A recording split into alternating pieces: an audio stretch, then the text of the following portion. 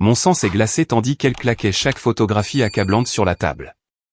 Ta précieuse épouse avec d'autres hommes, a sifflé ma belle-sœur, ses yeux brillants de triomphe. Mon mari ne voulait même pas me regarder. 10 ans de loyauté familiale brisés en quelques secondes. Je sentais leur jugement m'écraser tandis que j'attrapais lentement mon sac à main, les doigts tremblants. Ils n'avaient aucune idée de ce que j'étais sur le point de déchaîner. La trahison m'a rendue brillante. Je m'appelle Gertrude, j'ai 35 ans et, jusqu'au mois dernier, je pensais savoir ce que signifiait la loyauté. Pendant 10 ans, j'ai essayé d'être l'épouse parfaite pour Édouard et la belle-fille idéale pour sa famille. Je préparais à Harold ses tartes préférées. J'assistais à des galas de charité avec Vivien. Je tolérais même Hélène et ses commentaires acerbes. Mais rien de tout cela n'a compté lorsque ma belle-sœur a claqué ses photos sur la table du dîner d'anniversaire. Mon sang s'est glacé quand Édouard a refusé de croiser mon regard. 10 ans de dévouement familial brisés en quelques secondes, tandis que mes doigts tremblants attrapaient mon sac à main. Il n'avait aucune idée de ce que j'étais sur le point de révéler. Avant de poursuivre cette histoire, dites-moi d'où vous regardez dans les commentaires. Appuyez sur le bouton j'aime et abonnez-vous si vous avez déjà eu affaire à une belle famille toxique. Croyez-moi, vous voudrez voir comment cela se termine. Ayant grandi à Columbus, dans l'Ohio, j'ai eu une enfance de classe moyenne assez normale. Mes parents enseignaient au lycée, et nous vivions confortablement, sinon luxueusement. J'excellais à l'école, en particulier en écriture et en design, ce qui m'a finalement amené à poursuivre des études de marketing à l'université. L'université Northwestern m'a donné l'éducation, mais mes stages dans plusieurs agences de Chicago m'ont apporté l'expérience du monde réel qui a façonné ma carrière. J'ai rencontré Édouard lors d'une conférence de l'industrie à Dallas il y a 12 ans. Il était là pour représenter l'entreprise familiale, Hardcore Manufacturing, et j'y assistais avec la petite agence pour laquelle je travaillais à l'époque. Nous nous sommes littéralement heurtés au stand de café entre deux sessions, et il m'a aidé à nettoyer mon latte renversé avec des excuses si sincères que je n'ai pu m'empêcher de le trouver charmant. S'il vous plaît, laissez-moi vous en offrir un autre, a-t-il insisté, ses yeux bleus véritablement préoccupés par ma privation de caféine. Seulement si vous vous asseyez avec moi pendant que je le bois, ai-je répliqué, me surprenant moi-même par mon audace. Ce café s'est transformé en dîner, qui s'est transformé en petit déjeuner le lendemain matin. À la fin de la conférence de 3 jours, nous avions échangé nos numéros et prévu qu'il me rende visite à Chicago le week-end suivant. Il y avait entre nous une aisance que je n'avais jamais connue auparavant. Édouard était attentionné, drôle d'une manière discrète, et sincèrement intéressé par mon travail et mes opinions. Le fait qu'il soit indéniablement beau avec ses cheveux noirs et sa grande taille n'était pas pour me déplaire. Ce qu'Édouard ne m'a pas dit tout de suite, c'est que Hardcore Manufacturing n'était pas une entreprise quelconque. C'était une entreprise familiale de 4e génération valant bien plus de 50 millions de dollars. Et il en était le seul héritier masculin. Je l'ai appris plusieurs semaines après le début de notre relation, lorsqu'il m'a invité dans son loft du quartier de Gold Coast à Chicago. Le portier, l'ascenseur privé et la vue imprenable sur le lac Michigan furent mes premiers indices qu'Édouard n'appartenait pas simplement à la classe moyenne aisée, comme moi. « Pourquoi ne me l'as-tu pas dit ?» ai-je demandé, me sentant légèrement trahi en contemplant les œuvres d'art originales qui ornaient ses murs. Édouard haussa les épaules, l'air sincèrement mal à l'aise. Les gens me traitent différemment quand ils savent. Soit ils veulent quelque chose de moi, soit ils supposent que je suis un enfant gâté de fond en fiducie qui n'a jamais travaillé pour quoi que ce soit. Je voulais que tu connaisses le vrai moi d'abord. J'ai apprécié son honnêteté, mais je ne savais pas encore que c'était mon premier aperçu de la relation compliquée qu'Édouard entretenait avec la richesse et les attentes de sa famille. Il faudrait encore un mois avant que je rencontre les Hardcore en personne, et à ce moment-là, j'étais déjà en train de tomber amoureuse de leur fils. Harold et Vivien Hardcore vivaient dans un manoir tentaculaire à Lake Forest, avec des jardins entretenus et un garage pour 3 voitures abritant des véhicules valant plus que la totalité de mes études universitaires. Mon premier dîner là-bas fut un exercice d'intimidation. Harold, un homme grand et imposant aux cheveux argentés et aux yeux perçants assortis à ceux de son fils, m'a interrogé sur mes antécédents familiaux et mes aspirations professionnelles en touchant à peine à son repas. Vivien, parfaitement coiffé et portant des perles pour un dîner de famille, souriait avec crispation en corrigeant mes manières à table par de subtils commentaires. Gertrude, ma chère, nous utilisons d'abord la fourchette la plus à l'extérieur, murmura-t-elle lorsque j'attrapais le mauvais ustensile, et les verres à vin rouge ont des pieds pour une raison. Puis il y avait Hélène, la sœur cadette d'Édouard de 2 ans. Là où Édouard avait hérité de la taille de son père et du teint chaleureux de sa mère, Hélène était petite avec des yeux bleus froids qui m'évaluaient comme si j'étais un article aux enchères sur lequel elle envisageait de miser. Elle avait la même éducation prestigieuse que son frère, mais contrairement à Édouard, qui travaillait dans l'entreprise familiale, Hélène n'avait jamais eu de véritable emploi. Elle gérait plutôt l'agenda social de la famille et la fondation caritative, des postes qui lui donnaient un but sans responsabilité. « Alors, vous travaillez dans la publicité ?» demanda-t-elle, le faisant sonner comme si je vendais de la poudre de perlimpinpin en porte-à-porte. Comme c'est fascinant. Je suppose que quelqu'un doit convaincre les gens d'acheter des choses dont ils n'ont pas besoin. Édouard me serra la main sous la table, ses excuses et ses encouragements silencieux. Je souris vivement et répondis, en fait, ma spécialité est d'aider les marques durables à se connecter avec des consommateurs qui partagent leurs valeurs. Ma dernière campagne a aidé une entreprise zéro déchet à augmenter ses ventes de 70% tout en réduisant son empreinte carbone. Harold leva les yeux à ce moment-là, une lueur de respect traversant ses traits avant de retourner à son steak. Ce n'était pas grand-chose, mais cela ressemblait à une victoire. Malgré l'accueil glacial, Édouard et moi avons continué à nous rapprocher. 2 ans après le début de notre relation, il m'a demandé en mariage lors d'un week-end à Door County, dans le Wisconsin. La bague était celle de sa grand-mère, une superbe pièce art déco que Vivien avait apparemment gardée pour la « bonne femme » qui rejoindrait leur famille. J'ai choisi de le prendre comme une acceptation plutôt qu'une appropriation. Nos plans de mariage ont rapidement échappé à mon contrôle. Ce que j'avais imaginé comme une modeste cérémonie dans un jardin avec une centaine d'invités s'est transformé sous la direction de Vivien en une extravagance de 300 personnes au jardin botanique de Chicago avec un orchestre de 10 musiciens et un dîner à 5 plats. Édouard m'a assuré que ses parents voulaient nous faire ce cadeau, et j'ai accepté à contre-cœur, ne voulant pas paraître ingrate. Laisse simplement maman gérer les détails, a suggéré Édouard lorsque j'ai exprimé mon inquiétude face à la liste croissante des invités. Ça lui fait plaisir, et honnêtement, c'est plus facile que de se battre avec elle à ce sujet. Cela deviendrait un schéma dans notre mariage que je n'ai pas réussi à reconnaître comme problématique jusqu'à ce qu'il soit presque trop tard. Après la lune de miel, un circuit de 2 semaines dans les îles grecques qui était la seule partie de notre mariage que j'avais insisté pour organiser moi-même, nous sommes retournés à Chicago pour commencer notre vie de mariés. Les Harcourt nous avaient donné un généreux acompte pour une maison en grès brun à Lincoln Park comme cadeau de mariage, un autre geste qui comportait des ficelles invisibles que je ne comprendrais pleinement que des années plus tard. J'ai continué à progresser dans ma carrière, devenant finalement directrice de compte senior dans l'une des agences les plus prestigieuses de Chicago. Édouard a gravi les échelons chez Harcourt Manufacturing, étant préparé pour prendre un jour la relève de son père. Nos vies se sont installées dans une routine confortable qui incluait des dîners dominicaux obligatoires au manoir des Harcourt et des vacances passées selon les traditions exigeantes de Vivien. Pendant des années, j'ai essayé d'être la belle-fille parfaite. J'ai appris à faire les desserts préférés d'Harold à partir de rien. J'ai rejoint le club de jardinage de Vivien malgré mon manque notable de compétences horticoles. J'ai assisté à des galas de charité et à des événements de country club, portant les marques de créateurs appropriés et tenant les bonnes conversations. J'ai même essayé de créer des liens avec Hélène, l'invitant à des journées au spa et à des déjeuners qui se terminaient invariablement par ses commentaires passifs-agressifs sur mes vêtements, mes cheveux ou ma carrière. Ça doit être tellement épanouissant d'avoir son propre argent, a-t-elle dit un jour pendant une manucure.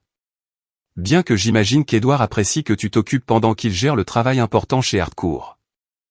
Le message sous-jacent était toujours clair, je pouvais être la femme d'Édouard, mais je ne serais jamais vraiment une Harcourt. J'étais toléré, pas accepté. Les choses ont commencé à changer il y a environ 2 ans lorsque j'ai reçu une promotion importante au poste de vice-présidente exécutive, faisant de moi le soutien de famille principal dans notre mariage. Édouard était sincèrement fier et solidaire, mais la réaction de sa famille fut nettement plus froide. Je suppose que cela signifie que nous vous verrons encore moins aux réceptions familiales, a fait remarquer Vivien lorsque nous avons partagé la nouvelle au dîner du dimanche. Êtes-vous sûr de pouvoir gérer la pression, a demandé Harold, sans prendre la peine de cacher son scepticisme. Ces postes de direction peuvent être assez exigeants.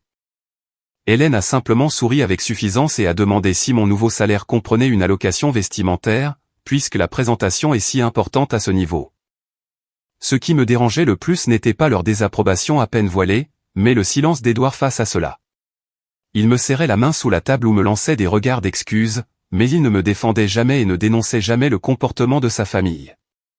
Quand j'abordais le sujet sur le chemin du retour, il soupirait et disait c'est juste leur façon d'être, gère. Ils ne le pensent pas à mal. Mais ils le pensaient à mal, et les courants sous-jacents de tension allaient bientôt éclater en un tsunami qui menaçait d'emporter tout ce que nous avions construit ensemble.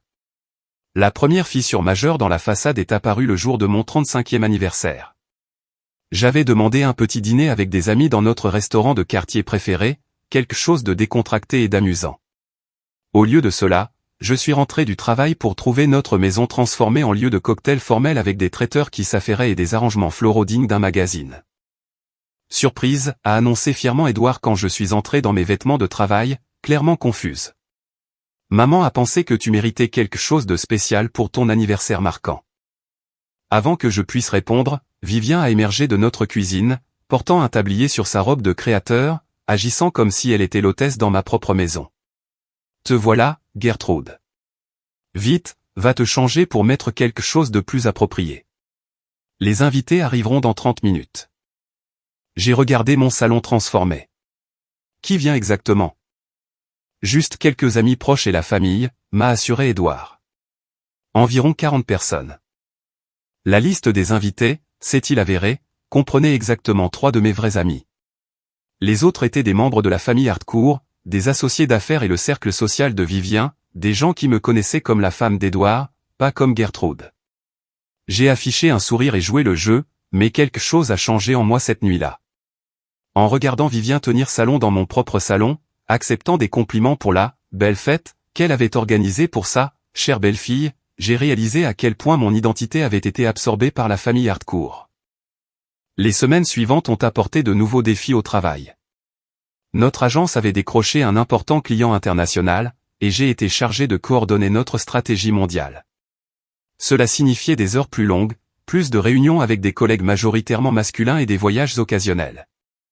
Édouard était solidaire en théorie, mais en pratique, il a commencé à remettre en question mon emploi du temps et mes allées et venues avec une fréquence croissante. Encore Tim, demandait-il quand je mentionnais une réunion avec notre directeur de création. Vous deux semblez passer beaucoup de temps ensemble. Ça s'appelle le travail, Édouard, répondais-je, en essayant de garder un ton léger. Préférerais-tu que je rencontre Tina de la comptabilité à la place? Il en riait, mais les questions continuaient. Pourquoi envoyais-je des textos après le dîner? Qui appelait si tard? Ce voyage d'affaires nécessitait-il vraiment une nuitée? Puis vinrent les étranges coïncidences. Lors d'un rapide voyage d'affaires à New York, je suis littéralement tombé sur Hélène en sortant de mon hôtel alors que j'y entrais. Quelle surprise, s'est-elle exclamée avec un choc exagéré. Je suis ici pour une réunion du conseil d'administration d'une œuvre de charité. Que fais-tu ici? 2 semaines plus tard, elle est apparue dans le même restaurant à Détroit où je dînais avec des clients, puis de nouveau dans un café près de notre bureau de Chicago, chaque fois avec une explication plausible qui me laissait néanmoins un sentiment de malaise. Les anomalies numériques ont également commencé à s'accumuler. Des courriels que j'étais certaine d'avoir reçus de collègues masculins disparaissaient de ma boîte de réception. Des photos d'événements professionnels apparaissaient d'une manière ou d'une autre sur les téléphones des membres de la famille, avec des interactions innocentes capturées sous des angles qui les faisaient paraître plus intimes qu'elles ne l'étaient. « Qui est ce type avec son bras autour de toi ?» a demandé Édouard un soir, me montrant une photo que je n'avais jamais vue de la fête de fin d'année de notre agence. C'est Diego, notre nouveau directeur artistique.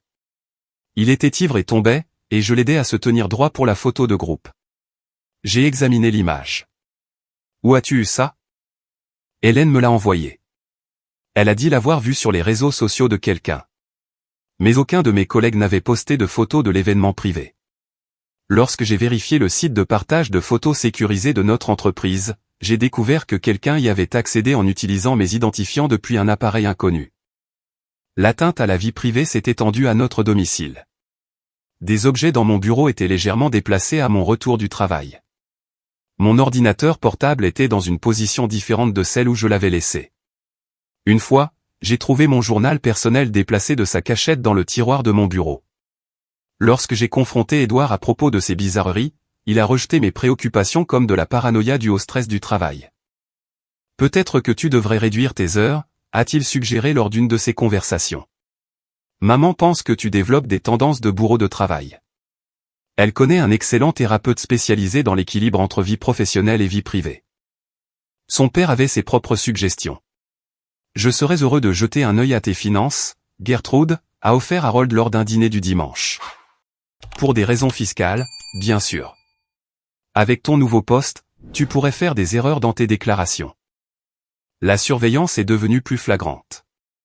Après qu'Hélène a emprunté mon téléphone pour passer un appel, lorsque le sien était prétendument en panne, j'ai découvert une application de suivi installée que je n'avais jamais autorisée.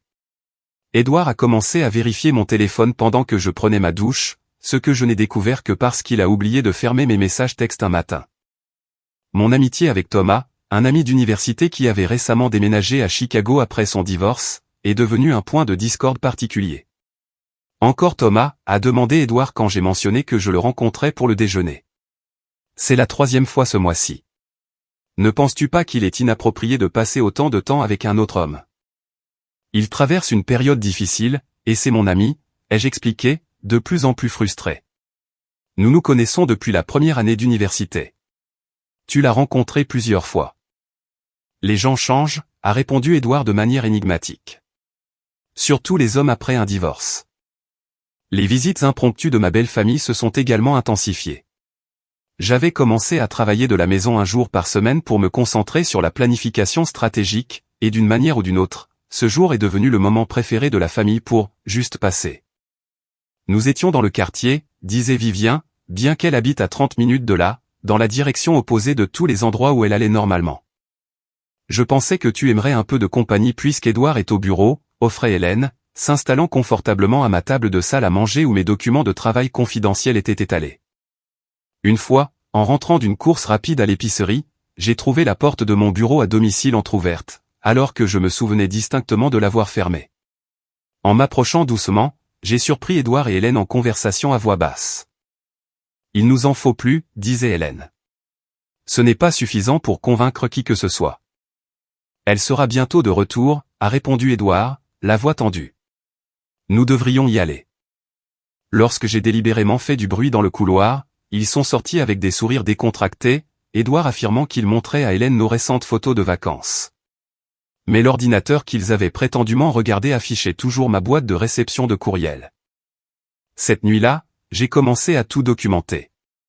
Chaque événement étrange, chaque coïncidence, chaque atteinte à la vie privée a été consignée dans un document protégé par mot de passe stocké sur un disque en nuage auquel seul moi pouvais accéder. Je n'étais pas sûr de ce qui se passait, mais mon instinct hurlait que quelque chose n'allait pas du tout. Quand j'ai essayé une fois de plus de discuter de mes préoccupations avec Édouard, il est devenu sur la défensive. « Tu es ridicule », a-t-il lancé sèchement. « Ma famille t'aime. Ils nous ont tout donné. Cette promotion te rend méfiante envers tout le monde, et franchement, ce n'est pas séduisant. » Ces mots m'ont blessé, mais ils ont aussi confirmé ce que j'avais commencé à soupçonner, Édouard ne prendrait jamais mon parti contre sa famille. Quoi qu'il se passe, je devrais le découvrir par moi-même. La semaine suivante, j'ai déjeuné avec mon ami Nicole. Contrairement aux amis que j'avais perdus de vue après mon mariage dans l'orbite des hardcore, Nicole était restée obstinément présente dans ma vie. Spécialiste en cybersécurité avec une saine méfiance de l'autorité, elle n'avait jamais apprécié les hardcore, et il n'avait jamais pris la peine de la charmer. Il se passe quelque chose de bizarre, ai-je confié après que nous ayons commandé. Mes appareils agissent étrangement, et je pense que quelqu'un surveille mes communications. Nicole n'a ni ri ni rejeté mes propos. Au lieu de cela, elle a pris mon téléphone. « Laisse-moi voir. » 20 minutes plus tard, son expression était passée de curieuse à furieuse. « Gère, ton téléphone a 3 applications de surveillance différentes installées. 2 sont des logiciels espions commerciaux que les parents utilisent pour suivre les adolescents. Mais ce 3e est plus sophistiqué.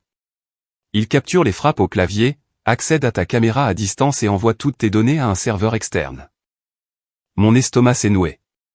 Est-ce que ça pourrait être une sorte de sécurité du travail? Pas à moins que ton entreprise ne viole régulièrement les lois fédérales sur la vie privée. Elle m'a regardé, mortellement sérieuse. Quelqu'un te surveille, de manière professionnelle et approfondie. Cet après-midi-là, Nicole m'a fourni des appareils propres. J'ai installé un logiciel de contre-surveillance, a-t-elle expliqué, me montrant comment accéder aux journaux. Il enregistrera toute personne qui essaie d'accéder à tes informations.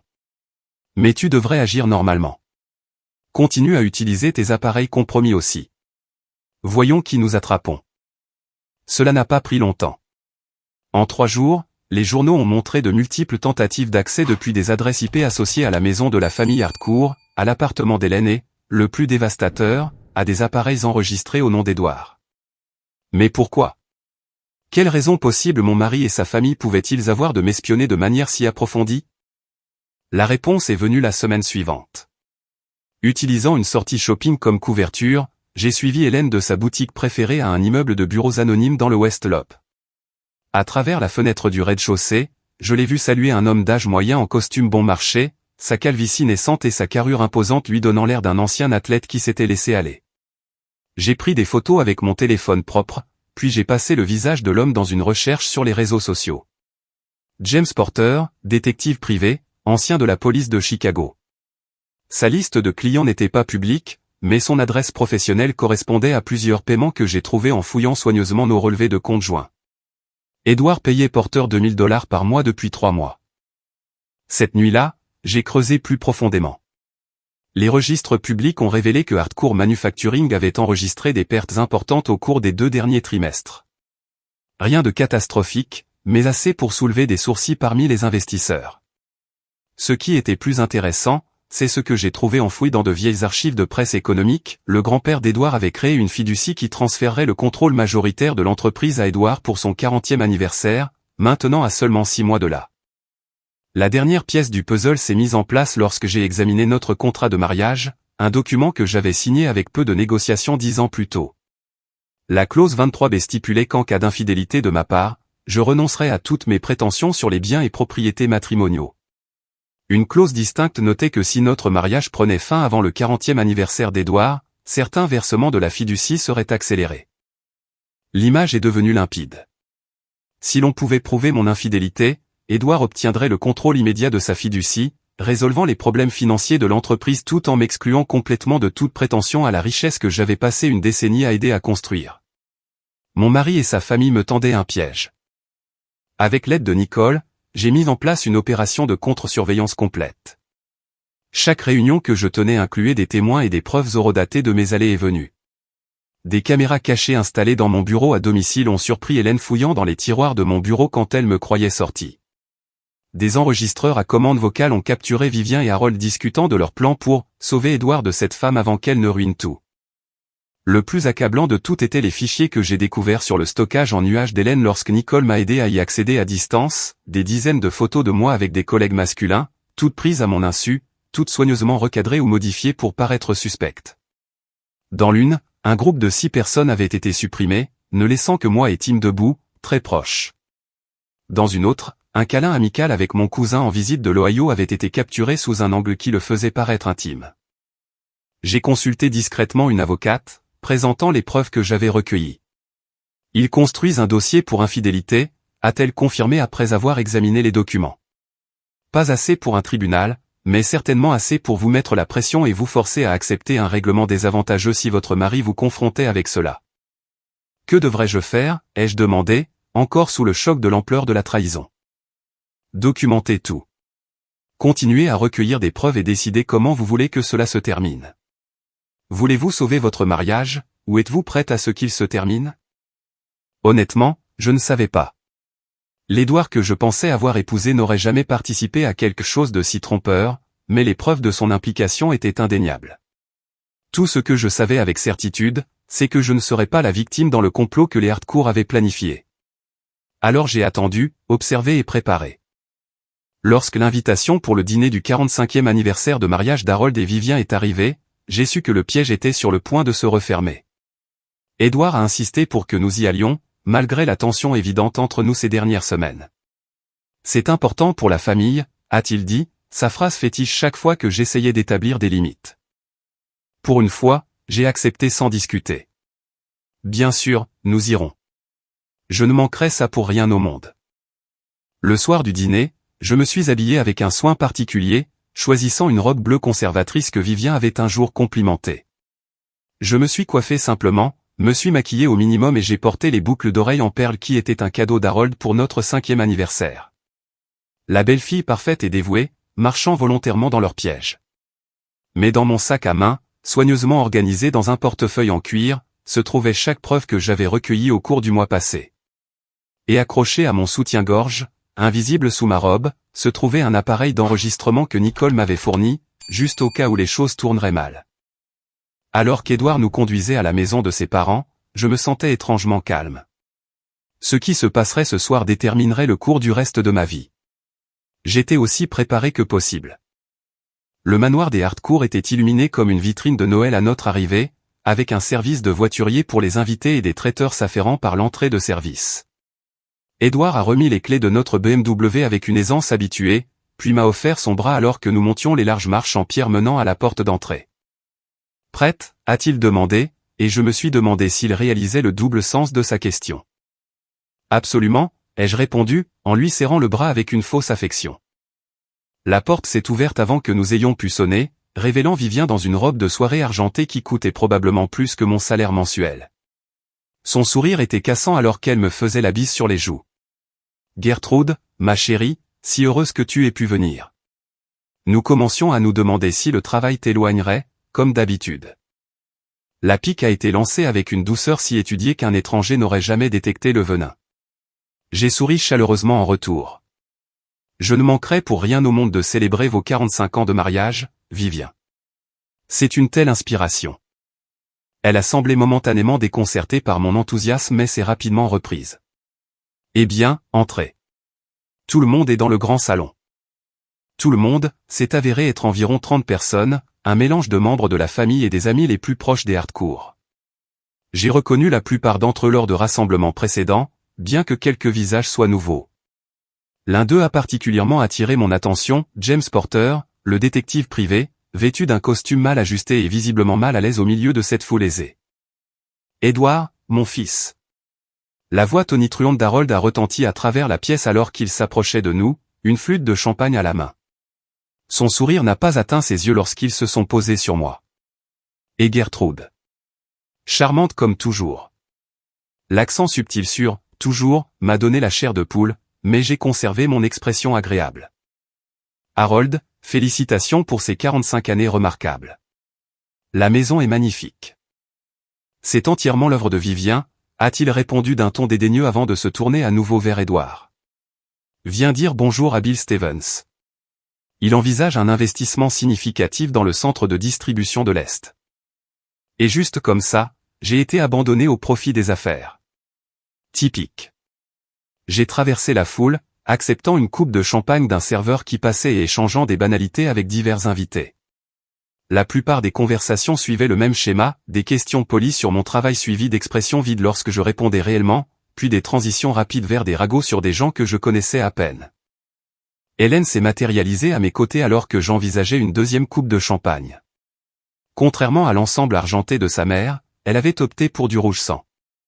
Ses cheveux noirs étaient coiffés en un chignon sévère qui accentuait la finesse de ses traits. « Tu t'amuses ?» a-t-elle demandé, son ton suggérant qu'elle savait que la réponse était négative. « Énormément », ai-je menti. « Tes parents savent certainement comment célébrer. » Mère a toujours cru que les occasions importantes méritaient une reconnaissance appropriée. Ses yeux brillaient d'une lueur qui me mettait mal à l'aise. Surtout les étapes familiales. Avant que je puisse répondre, un serveur a annoncé que le dîner était servi, et nous avons tous migré vers la salle à manger formelle. L'immense table en acajou avait été rallongée pour accueillir les 30 invités, avec Harold et Vivien aux extrémités opposées. Edouard et moi étions assis d'un côté, avec Hélène directement en face de moi. James Porter, ai-je remarqué, était placé à seulement 2 sièges d'elle, assez près pour une conversation facile. Le repas s'est déroulé en plusieurs plats, chacun plus élaboré que le précédent. La conversation portait sur les succès commerciaux, les propriétés de vacances et les réalisations de divers enfants et petits-enfants. Je contribuais quand c'était approprié, mais j'observais principalement la dynamique autour de moi.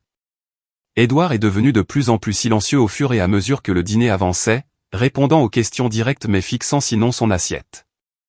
Hélène, en revanche, est devenue plus animée, échangeant des regards significatifs avec sa mère et se penchant occasionnellement pour chuchoter quelque chose à Porter. Après que les assiettes à dessert aient été débarrassées, Harold s'est levé et a levé son verre. Je veux remercier tout le monde de s'être joint à nous pour célébrer 45 ans de mariage avec ma magnifique épouse. Des applaudissements polis ont suivi alors qu'il continuait. La famille a toujours été le fondement de notre succès. La loyauté envers la famille, par-dessus tout, a guidé chaque décision que j'ai prise dans les affaires et dans la vie. Il a regardé Édouard de manière appuyée lors de cette dernière déclaration. Mon mari s'est agité inconfortablement à côté de moi. À la loyauté familiale, a conclu Harold, levant son verre plus haut. À la loyauté familiale, ont répété les invités en buvant au toast. Alors que les serveurs versaient le café, Vivien s'est levé à son tour. Nous avons un invité spécial avec nous ce soir. James Porter est un ami cher de la famille qui nous a récemment aidés sur des questions sensibles. James, voudriez-vous dire quelques mots? Porter avait l'air de préférer être n'importe où ailleurs, mais il s'est levé docilement. Merci, Madame Hartcourt. Je suis honoré d'être inclus dans cette célébration. Dans mon domaine, je ne vois pas souvent des mariages qui durent près d'un demi-siècle. C'est un témoignage de votre engagement et, comme l'a dit Monsieur Hartcourt, de votre loyauté. Le mot flottait dans l'air comme une malédiction. J'ai senti Édouard se tendre à côté de moi.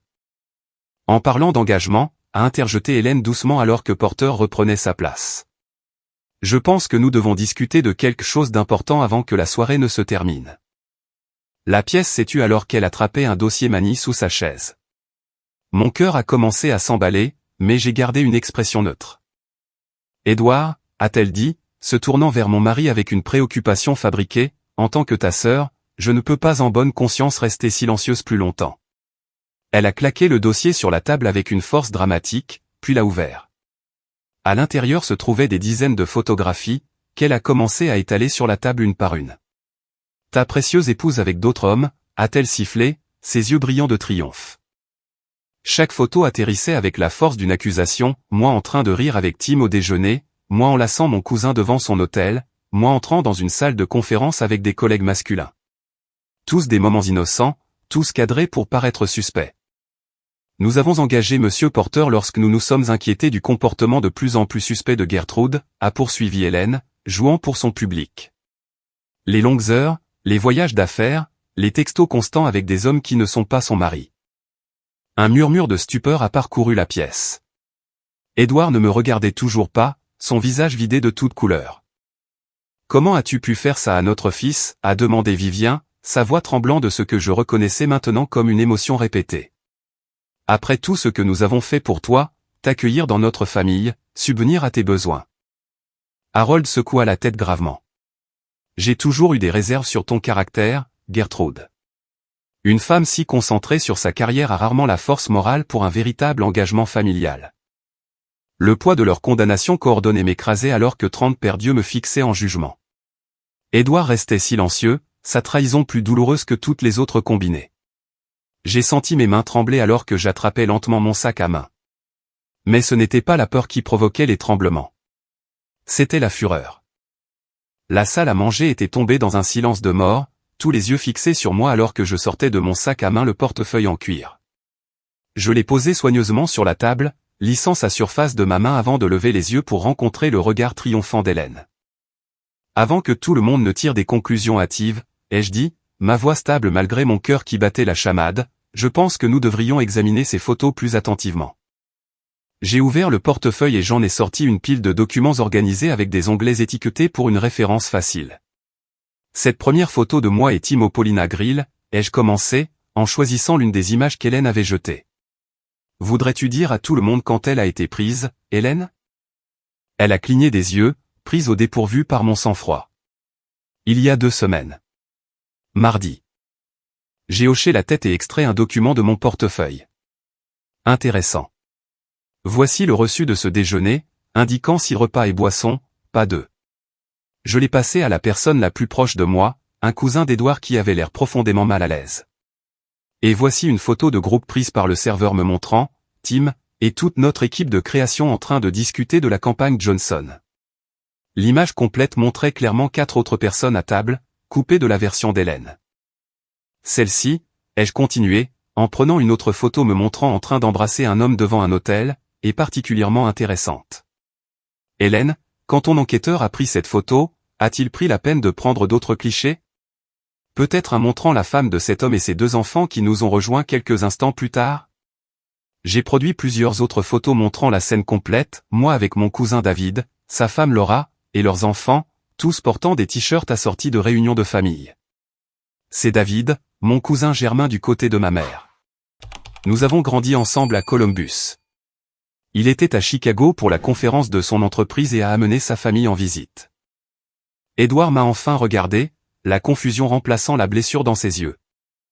Et ces photos d'hôtel, ai-je dit, passant méthodiquement en revue les preuves, prises lors de la réunion client à Détroit. Votre enquêteur a fait un excellent travail en me capturant entrant au Westin avec mon collègue masculin. A-t-il également documenté notre enregistrement dans des chambres séparées? Ou peut-être le dîner client avec 15 personnes dans une salle à manger privée, enregistré sur la carte de crédit de l'entreprise. J'ai présenté les enregistrements des cartes clés, les reçus et les courriels corroborants pour chaque accusation. Avec chaque pièce de preuve, l'atmosphère dans la pièce a changé de manière perceptible. Mais discutons de la raison pour laquelle ces photos existent en premier lieu, ai-je dit, ma voix se faisant plus forte. Pendant des mois, je me suis senti observé, surveillé.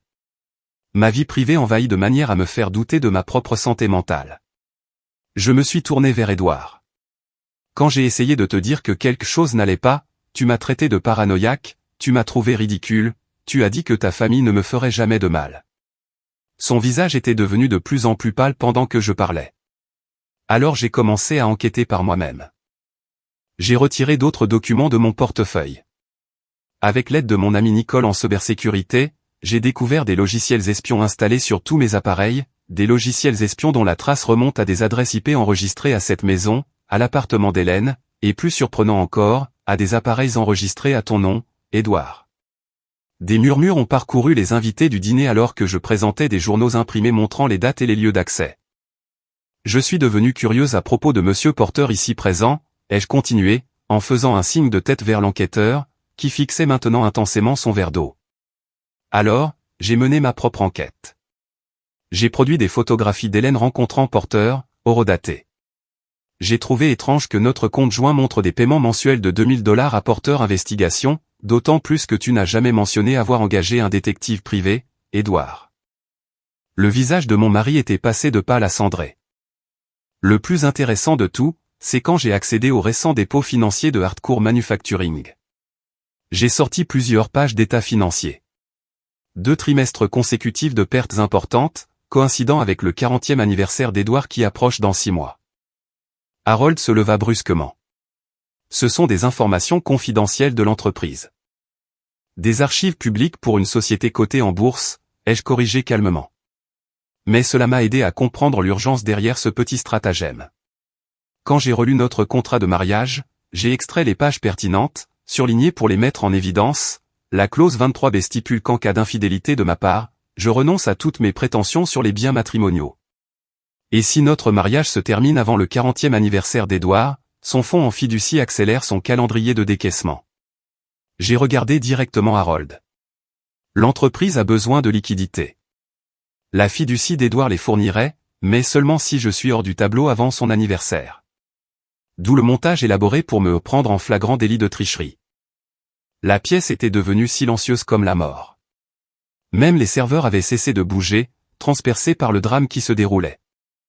La surveillance était complète, ai-je continué, en présentant d'autres preuves. Des caméras cachées dans mon bureau ont surpris Hélène fouillant mon bureau quand je n'étais pas à la maison. J'ai diffusé un bref clip vidéo sur mon téléphone montrant exactement cela. Des appareils d'enregistrement à commande vocale ont capturé des conversations éclairantes. J'ai appuyé sur la lecture d'un autre enregistrement. La voix d'Harold emplit la pièce. Une fois que nous aurons suffisamment de preuves, Edouard n'aura d'autre choix que de divorcer d'elle. Le contrat de mariage est en béton. Elle n'aura rien. La voix de Vivien a répondu. C'est pour son propre bien. Elle n'a jamais été la bonne pour cette famille. Edouard se leva brusquement, sa chaise grinçant contre le parquet. Arrête. S'il te plaît. J'ai levé les yeux vers mon mari, voyant une horreur sincère dans ses yeux pour la première fois. Le savais-tu? Faisais-tu partie de tout ça? Il secoua la tête, puis hocha la tête, puis la secoua à nouveau. Ils ont dit qu'ils s'inquiétaient pour toi. Qu'ils pensaient que tu étais peut-être malheureuse, que tu cherchais ailleurs. Papa a suggéré que nous nous assurions juste pour ma protection. Je n'ai jamais pensé. Tu n'as jamais pensé qu'il fabriquerait des preuves, manipulerait des photos, espionnerait ta femme. Ma voix s'est légèrement brisée. Tu n'as jamais pensé à me faire confiance ou à me demander directement? Hélène a frappé sa main sur la table. Elle t'éloignait de nous. Depuis que tu l'as épousée, tu es différent. Tu remets en question les décisions familiales, tu manques des événements pour ses fonctions professionnelles, tu l'as fait passer avant la famille. C'est ça le mariage, Hélène, a crié Édouard, surprenant tout le monde par sa véhémence. Gertrude et ma famille, aussi. Harold a tenté de reprendre le contrôle de la situation. Maintenant, calmons-nous tous. C'est clairement un malentendu, Gertrude. Ces précautions peuvent sembler extrêmes, mais nous ne faisions que protéger les intérêts de la famille. Vous pouvez sûrement comprendre notre inquiétude lorsque votre comportement est devenu erratique. Mon comportement n'a jamais été erratique, ai-je répondu froidement. Je réussissais dans ma carrière tout en essayant de faire partie d'une famille qui ne m'a jamais vraiment accepté. Et au lieu de célébrer mon succès, vous l'avez vu comme une menace et avez construit un complot élaboré pour me discréditer.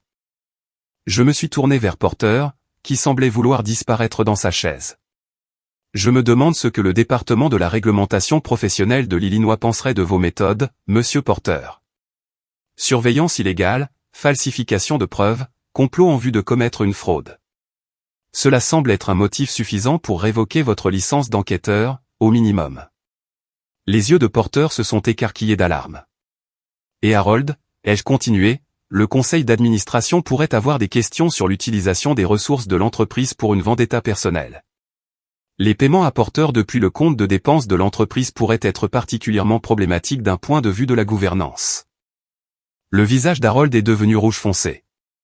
Vous me menacez, jeune femme? J'énonce des faits, ai-je répondu d'un ton égal, tout comme je l'ai fait toute la soirée. Vivien s'était effondré en de véritables larmes, son maquillage parfaitement appliqué créant des traînées sombres sur ses joues. Nous essayons seulement de protéger notre fils, a-t-elle murmuré. Non, ai-je dit fermement. Vous essayez de le contrôler, comme vous l'avez toujours fait. Et vous étiez prêt à me détruire dans le processus. J'ai rassemblé mes preuves dans le portefeuille et je me suis levé. Édouard, je rentre en voiture. Tu es le bienvenu pour me rejoindre quand tu auras décidé où se situe vraiment ta loyauté. En sortant de la salle à manger, le silence choqué de 30 convives m'a suivi comme une vague. Je venais de démanteler publiquement l'une des familles les plus en vue de Chicago, et pour la première fois en 10 ans, je me sentais vraiment libre. Le trajet en voiture jusqu'à la maison aurait été silencieux sans le ping occasionnel des messages textes entrant sur le téléphone d'Édouard. Il m'avait suivi hors de la maison de ses parents sans un mot, ignorant les supplications larmoyantes de sa mère et les ordres sévères de son père de « gérer ta femme ». Aucun de nous n'a parlé jusqu'à ce que nous soyons à l'intérieur de notre maison en grès brun, la porte fermement verrouillée derrière nous. Édouard s'est effondré sur le canapé, la tête entre les mains. Je ne sais même pas par où commencer, a-t-il dit finalement, sa voix creuse. Je suis resté près de la fenêtre, les bras croisés protecteurs sur ma poitrine. Savais-tu tout? La surveillance, le détective privé, les photos truquées? Il a levé les yeux, les paupières rougies. Pas tout. Pas au début. Il a pris une profonde inspiration. Papa est venu me voir il y a environ 3 mois, disant qu'il s'inquiétait des changements dans ton comportement. Il a dit que parfois, quand une femme obtient une grosse promotion, elle commence aussi à chercher de l'excitation ailleurs. Il a suggéré que nous nous assurions simplement que tout allait bien. Et tu l'as cru. Plutôt que de me parler, la blessure dans ma voix était palpable. Je ne savais pas quoi croire, a admis Édouard. Tu travaillais tard, tu voyageais plus. Il y avait des textos à des heures bizarres. Quand papa m'a montré les premières photos, elles semblaient suspectes. J'aurais dû les remettre en question davantage, mais... Mais tu as fait confiance à ta famille plutôt qu'à ta femme, ai-je terminé pour lui. Il a hoché la tête misérablement. Je suis tellement désolé, Gère. Je n'ai jamais pensé qu'ils iraient aussi loin. Quand Hélène a commencé à parler du contrat de mariage et de mon fonds en fiducie la semaine dernière, j'ai réalisé qu'il ne s'agissait pas seulement de me protéger. Mais à ce moment-là, je me sentais piégé. Si je me retirais, j'admettrais que je t'avais trahi. Si j'allais de l'avant, je serais complice de leur plan. Alors tu as choisi la complicité, ai-je dit d'un ton plat. J'ai fait le mauvais choix, a-t-il murmuré. Je n'ai jamais eu aussi honte de ma vie. Nous avons parlé jusqu'à l'aube, des vérités douloureuses se déversant entre nous, comment Édouard ne s'était jamais vraiment séparé émotionnellement de sa famille, comment j'avais réprimé mon ressentiment face à leur traitement pour maintenir la paix, comment nous avions tous les deux échoué à construire un mariage assez solide pour résister aux pressions extérieures. Vers 5 heures du matin, le téléphone d'Édouard a sonné. C'était Hélène, qui appelait pour la 4e fois. Il a finalement répondu, mettant le haut-parleur. Tu dois contrôler ta femme, a-t-elle sifflé sans préambule. As-tu la moindre idée des dégâts qu'elle a causés? Les Anderson sont partis au milieu du dessert. Les Bradley étaient encore là quand je suis monté. Tout le monde parle. Bien, a répondu Édouard, sa voix plus forte qu'elle ne l'avait été de toute la nuit. Qu'ils parlent. Peut-être qu'ils y réfléchiront à 2 fois avant d'essayer de détruire la réputation de quelqu'un. Elle t'a retourné contre ta propre famille, a dit Hélène, sa voix se brisant. Ne vois-tu pas que c'est ce qu'elle voulait depuis le début? Non, Hélène. Toi, maman et papa m'avaient retourné contre Gertrude. Vous m'avez fait douter de la seule personne qui m'a constamment soutenu, même quand je ne le méritais pas. Nous essayons de te protéger. Vous essayez de me contrôler, a contré Édouard, faisant écho à mes paroles précédentes. Et je vous ai laissé faire parce que c'était plus facile que de me défendre et de défendre ma femme. Ça se termine ce soir. Il a raccroché sans attendre sa réponse.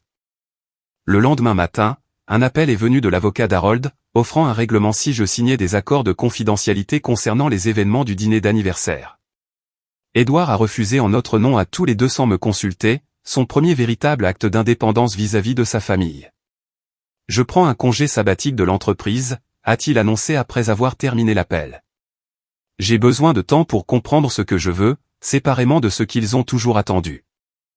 Nous avons rencontré notre propre avocate cet après-midi-là, discutant des actions légales potentielles contre Porter et les Harcourt. Bien que nous ayons des motifs pour des poursuites sur plusieurs fronts, l'exposition publique prolongerait la douleur pour toutes les personnes impliquées. Commençons par une mise en demeure formelle de cesser et de s'abstenir concernant toutes les activités de surveillance et d'enquête, a suggéré notre avocate. Nous pourrons toujours intensifier s'ils ne se conforment pas. La nouvelle de la confrontation du dîner d'anniversaire s'est rapidement répandue dans la famille élargie des Harcourt. La cousine d'Édouard, Stéphanie, a appelé pour exprimer son soutien, admettant qu'elle avait toujours trouvé troublant le traitement que Vivien et Harold me réservaient. Sa tante Barbara, la sœur d'Harold, a ensuite pris contact. J'attends depuis 20 ans que quelqu'un tienne tête à mon frère, m'a-t-elle dit autour d'un café dans un lieu neutre. Il a toujours utilisé l'argent et la loyauté familiale pour contrôler tout le monde autour de lui. Ce que tu as fait était attendu depuis longtemps. D'autres parents ont choisi leur camp, créant des factions au sein du clan Harcourt auparavant unifié.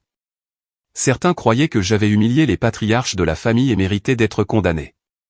D'autres ont vu l'événement comme le résultat inévitable d'années de manipulation et de contrôle. Une semaine après le dîner, Vivien est apparu sans préavis à notre porte d'entrée. J'étais seul à la maison, Édouard étant parti pour une longue course pour se vider la tête. Puis-je entrer, a-t-elle demandé, semblant plus petite et plus âgée que je ne l'avais jamais vue. Fini les vêtements de créateur et le maquillage parfait, remplacé par un simple pull et des cosmétiques minimaux. J'ai hésité, puis je me suis écarté pour la laisser entrer. Je te dois des excuses, a-t-elle dit une fois que nous étions assises dans le salon, bien que je doute que des excuses puissent être suffisantes. Pourquoi, ai-je simplement demandé. Pourquoi aller si loin pour me détruire? Vivien a fixé ses mains jointes. Je me suis dit que c'était pour protéger Édouard, pour protéger l'héritage familial.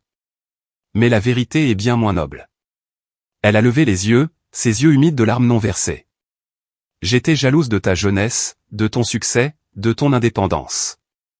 Toutes les choses que j'ai sacrifiées pour être la parfaite épouse Harcourt. C'était ton choix, ai-je souligné. Personne ne t'a forcé à abandonner ces choses. Vraiment? Elle a eu un rire amer.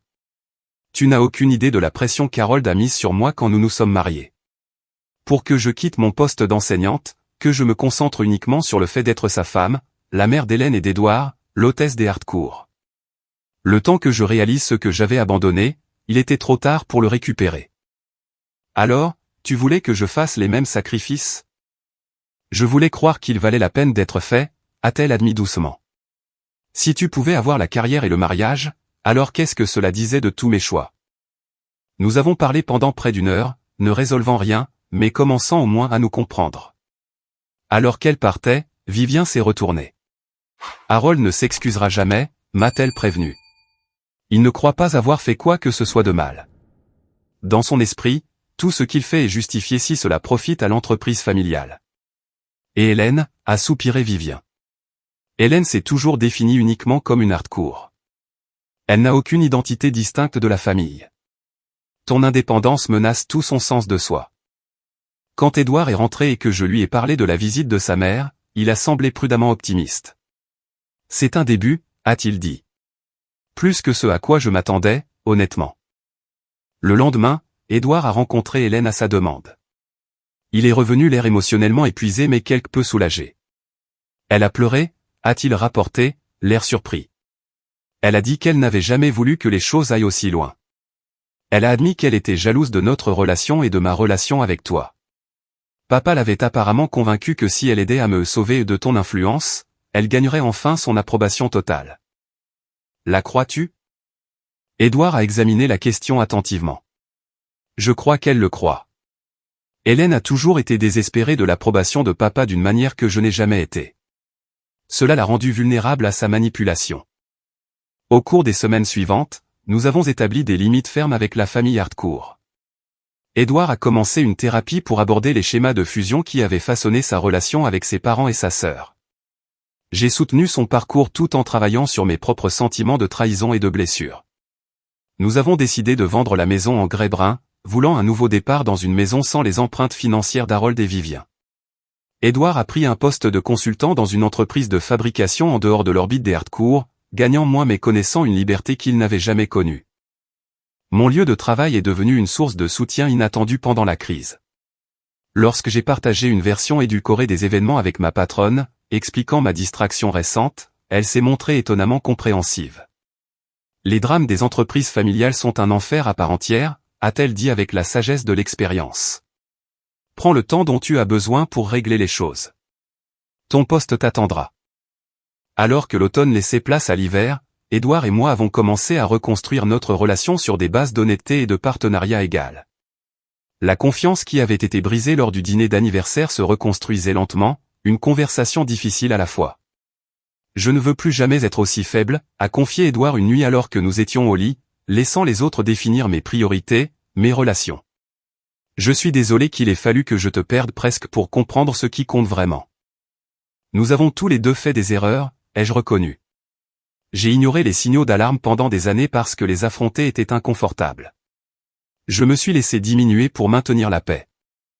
La première saison des fêtes loin des traditions de la famille Harcourt fut à la fois libératrice et étrange. Au lieu du dîner formel de la veille de Noël au manoir, nous avons fait du bénévolat dans un refuge local, puis avons passé une soirée tranquille à la maison.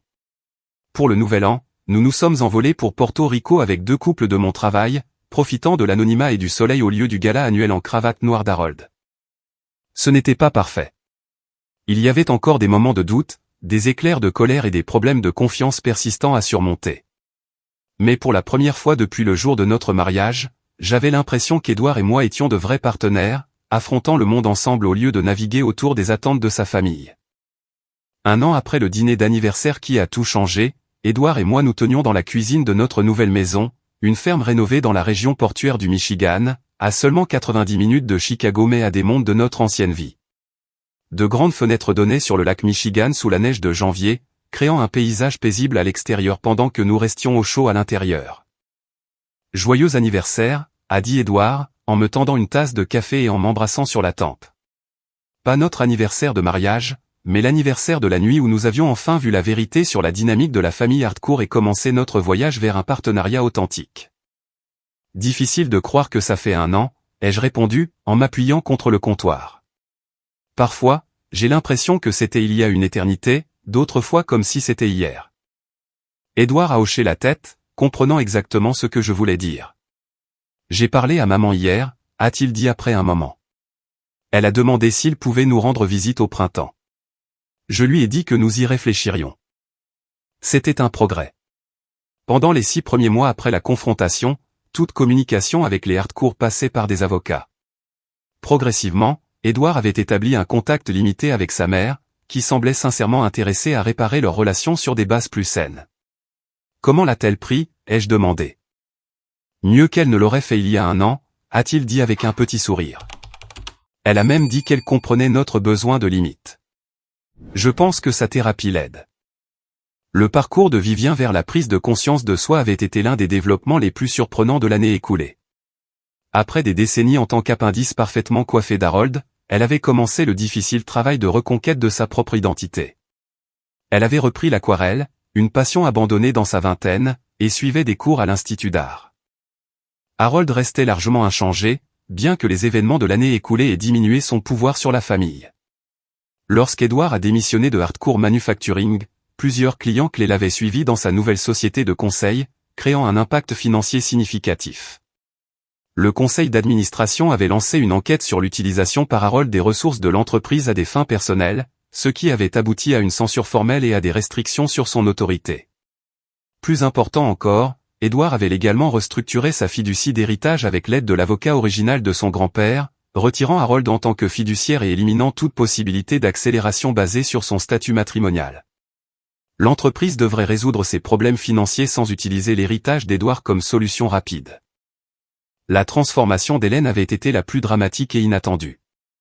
La révélation de son rôle dans le complot contre moi avait créé un scandale mineur dans leur cercle social, la laissant temporairement ostracisée du monde qui l'avait définie.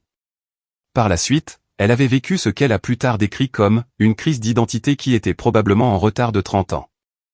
Après des mois de thérapie et de réflexion sur soi, elle s'était inscrite en master d'histoire de l'art, poursuivant un intérêt longtemps abandonné de ses études de premier cycle. Sa relation avec Édouard avait lentement commencé à guérir, bien que nous maintenions une distance prudente, nos interactions polies mais limitées. « Le regrettes-tu parfois » a demandé Édouard alors que nous passions au salon avec notre café. Leur avoir tenu tête cette nuit-là. Ça a tout changé. J'ai sérieusement réfléchi à la question. Je regrette que cela ait été nécessaire, ai-je dit finalement. Je regrette que les choses aient dû empirer à ce point avant de pouvoir commencer à s'améliorer. Mais non, je ne regrette pas de m'être défendu. Pour nous. Édouard avait subi sa propre transformation. Après avoir quitté l'entreprise familiale, il s'était découvert un talent pour aider les entreprises manufacturières en difficulté à moderniser leurs opérations. Son travail de consultant lui permettait des horaires flexibles et la satisfaction de résoudre de vrais problèmes plutôt que de naviguer dans la politique familiale. La réduction de revenus avait été significative, mais l'augmentation de son bonheur et de la qualité de notre relation était incommensurable. Je pensais à ce que le docteur Phillips a dit lors de notre séance la semaine dernière, a dit Édouard, faisant référence à notre thérapeute de couple, sur le fait que parfois les trahisons les plus douloureuses peuvent mener à la plus grande croissance si nous sommes prêts à en tirer des leçons. J'ai hoché la tête, me souvenant de la conversation. C'est vrai. Aussi horrible qu'ait été cette nuit, je ne suis pas sûr que nous nous serions jamais libérés des schémas dysfonctionnels sans quelque chose d'aussi dramatique. Notre mariage était sorti plus fort de la crise et du travail de guérison qui a suivi. Nous communiquions plus ouvertement, respections les limites de l'autre et prenions des décisions en tant que vrais partenaires. La prétention et le maintien de la paix qui avaient caractérisé nos 10 premières années ensemble avaient été remplacés par une intimité et une confiance authentiques. J'ai parlé à cet agent immobilier à Sogatuk, a mentionné Édouard, changeant de sujet. La devanture de magasin sur la rue Butler est toujours disponible si tu veux la voir le week-end prochain. Un autre développement inattendu de l'année écoulée avait été ma décision de prendre du recul par rapport au marketing d'entreprise et d'ouvrir un petit studio de design axé sur l'aide aux entreprises locales. L'idée germait depuis des années, mais je n'avais jamais eu le courage de la poursuivre jusqu'à ce que l'affrontement avec les hardcore me donne une nouvelle perspective sur ce dont j'étais capable. J'aimerais bien, ai-je accepté. Nicole a dit qu'elle serait intéressée par la gestion de la sécurité numérique si nous décidons d'aller de l'avant. Nicole était restée une amie fidèle à travers tout cela, son scepticisme initial à l'égard des hardcore ayant été confirmé de la manière la plus dramatique possible. Elle avait récemment quitté son poste en entreprise pour créer sa propre société de conseil en cybersécurité, inspirée en partie par ma décision de poursuivre l'indépendance. Alors que la lumière du soleil matinal filtrait par nos fenêtres, j'ai réfléchi aux leçons de l'année écoulée. J'avais appris à faire confiance à mon instinct lorsque quelque chose me semblait anormal plutôt que de rejeter mes préoccupations pour maintenir la paix. Édouard avait appris que la véritable loyauté familiale signifiait tenir ses proches responsables plutôt que de permettre un comportement nuisible. Ensemble, nous avions découvert la liberté qui vient de l'établissement de limites saines et la force qui émerge de l'affrontement de vérités difficiles. L'ironie ne m'a pas échappé que le toast d'Harold à la loyauté familiale ait finalement conduit au démantèlement de la version toxique de la loyauté qu'il avait imposée pendant des décennies. À sa place, Édouard et moi construisions quelque chose de plus sain, un partenariat basé sur le respect mutuel, l'honnêteté et un soutien sincère. Nous avions également élargi notre définition de la famille au-delà des liens du sang. Des amis comme Nicole, des collègues qui m'avaient soutenu pendant la crise, la tante d'Édouard, Barbara, qui avait rompu les rangs pour se tenir à nos côtés, même nos thérapeutes qui avaient guidé notre parcours de guérison, ces liens formaient une famille choisie qui nous nourrissait plutôt que de nous épuiser. Alors que nous discutions des plans pour le printemps à venir, l'avenir semblait ouvert de possibilités d'une manière qu'il ne l'avait jamais été pendant nos années en orbite autour du soleil de la famille Hardcourt. Nous envisagions de fonder notre propre famille, maintenant que nous avions fait le travail pour briser les schémas générationnels de contrôle et de manipulation. Qu'est-il arrivé à James Porter, ai-je demandé soudainement, me souvenant du détective privé mal à l'aise lors du dîner d'anniversaire. Édouard a ri. Il a perdu sa licence après que 3 autres clients ont porté plainte. Apparemment, notre situation en a inspiré d'autres à se manifester. La dernière fois que j'ai entendu parler de lui, il travaillait comme agent de sécurité dans un centre commercial en banlieue. Il y avait une certaine justice poétique là-dedans, bien que je ne me réjouisse du malheur de personne. L'année écoulée m'avait appris que s'accrocher au ressentiment ne faisait que prolonger les dommages que d'autres avaient essayé d'infliger. En y repensant, la leçon la plus précieuse de toute cette épreuve a été d'apprendre à rester fermement dans ma propre vérité, même lorsque des personnes puissantes s'investissaient pour la saper.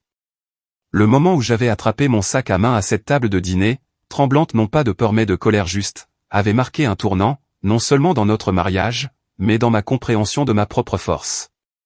La trahison m'avait en effet rendue brillante, non pas en me rendant plus dure ou plus méfiante, mais en révélant la clarté et le pouvoir qui viennent de l'authenticité absolue. En essayant de me détruire, les Hardcourt m'avaient involontairement forcé à devenir inébranlable dans mon sens de soi, un cadeau que je n'aurais jamais cherché, mais que je n'échangerais maintenant pour rien au monde. Je suis fier de nous, a dit Édouard, prenant ma main comme s'il pouvait lire mes pensées. Il y a un an, je n'aurais pas pu imaginer être aussi heureux, aussi libre. J'ai serré sa main en retour.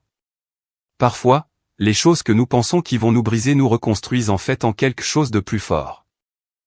Avez-vous déjà eu à tenir tête à des gens qui essayaient de vous rabaisser?